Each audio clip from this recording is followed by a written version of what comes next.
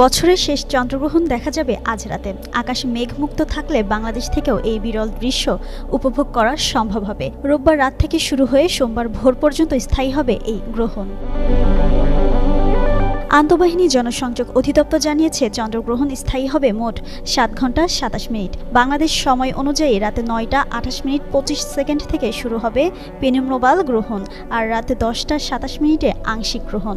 রাত 11টা 30 মিনিটে শুরু হবে পূর্ণগ্রাস। সর্বোচ্চ গ্রহণ ঘটবে রাত 12টা 11 মিনিটে আর শেষ হবে ভোর 2টা 55 মিনিটে।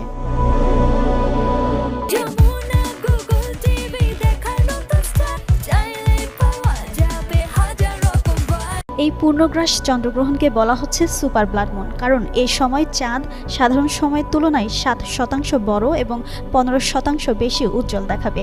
সম্পূর্ণ গ্রহণ দেখা যাবে পূর্বে ইন্দোনেশিয়ার হিলা দ্বীপ থেকে পশ্চিমে কেনিয়া